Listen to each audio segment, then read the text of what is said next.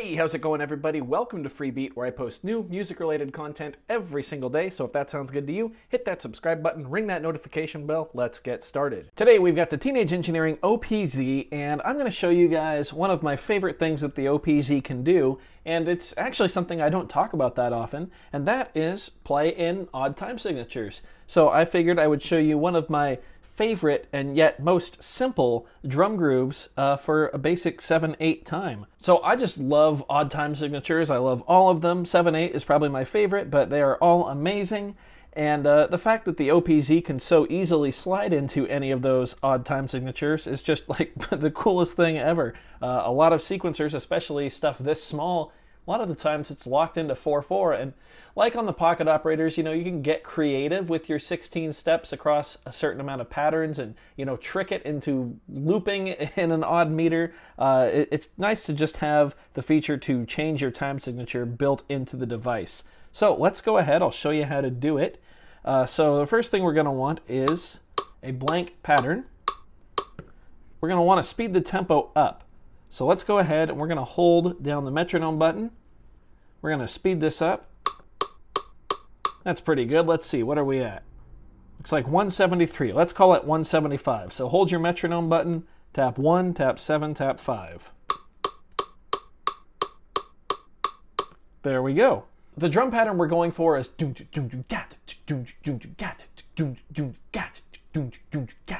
so we're going to start with the bass drum track.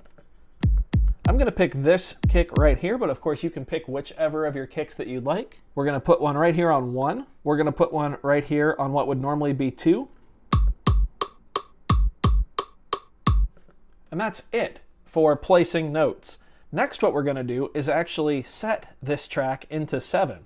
So the way we do that is by holding the shift key, holding the track key, and we're going to take the last 2 notes off of our sequencer grid. So to do that, we're going to press the third to the last one, and you'll notice that that becomes the last one that's lit. These last 2 right here, not lit. So let's listen.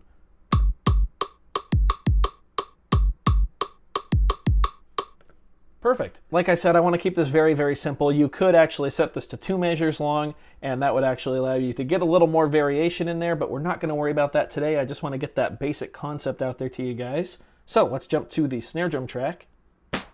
You guys know I love that snare drum. I'm just going to put it right here on beat 3. Now, before we press play and listen, we're once again going to hold shift, hold track, and take those last 2 steps off by pressing the third from the end. And one more thing before we hit play, let's get the metronome out of there by holding the metronome button, using the red dial to bring it all the way down. Now let's listen. Awesome. Sounds a little awkward without hi-hat, so let's go ahead and fix that. We're going to head to the hi-hat track. I'm going to use, once again, my favorite sound. Now on the hi-hat track, I like to change the track length before I put the notes in. So I'm going to hold shift, hold track, once again go 3 to the end, put it right there. Now, make sure I've got my sound selected. Now I'm going to put hi-hats on every other step, and I'm going to stop once I get to 7. So 1, 2, 3, 4, 5, 6, 7. Let's listen.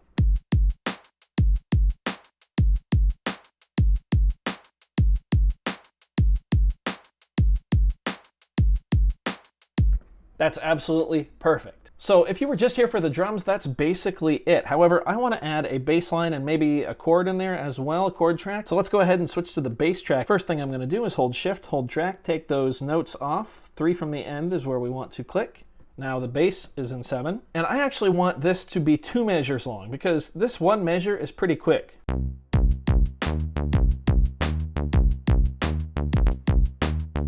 I want to play something that's more like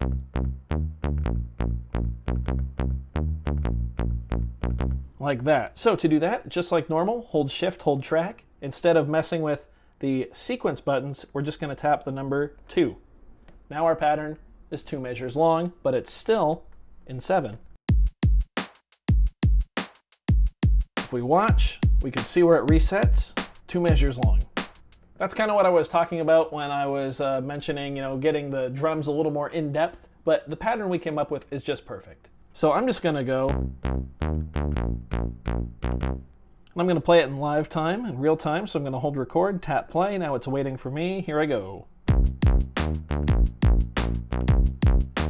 Perfect. Before I go any further, hold track, use the yellow knob to quantize it.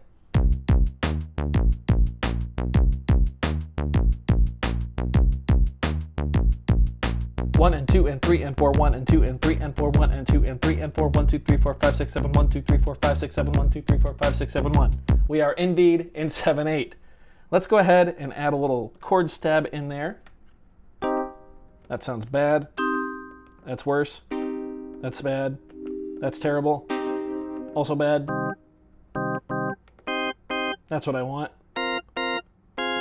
So, of course, hold shift, hold track. We're going to go down to 7/8. We're going to take those last two notes off there. But I want this to be 4 measures long, because I want to make some different stabs in there at different times. So I'm going to record in live time and just kind of play.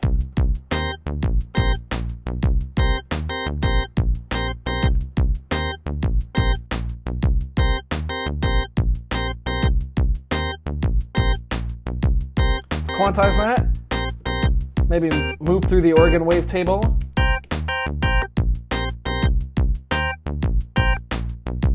Record those changes in real time.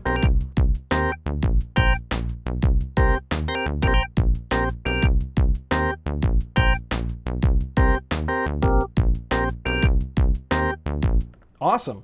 I'm going to go to the master track now. I'm going to add a little chorus. Little drive. Play with the filter just because it's there.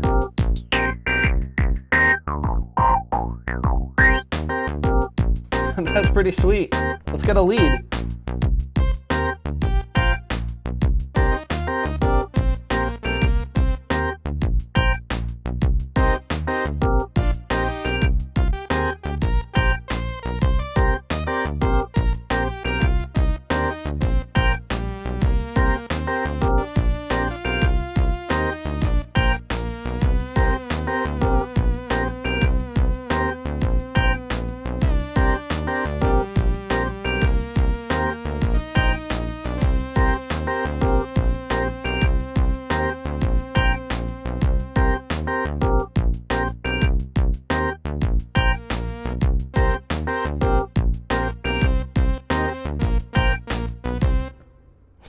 So there you have it, a very, very easy way to program in 7 a nice basic drum groove that can get you started. I know odd time signatures can be very, very intimidating, especially if you don't have formal music training. It can be pretty funky to get into, but this is a really easy, a nice pattern to program, and it can kind of help you get your head around it. One final tip, if you're really lost in the pattern, listen for the first bass drum with the hi-hat. The hi-hat is crucial, keeping that constant pulse of just, eighth notes, just. Remember, they're still eighth notes. We're in 7, but they're still eighth notes. So the hi-hat is your friend here. So I hope you guys enjoyed this one. I hope you learned something. If you did, go ahead and leave a like on the video. If not, you can hit dislike. That's okay too. Doesn't hurt my feelings, just makes me try that much harder next time. Either way, be sure to hit that subscribe button, ring that notification bell. We're on the climb to 1,600 subscribers now. Insane. You guys are killing it. Thank you so much for watching. Thanks for being here. We'll see you next time. Bye.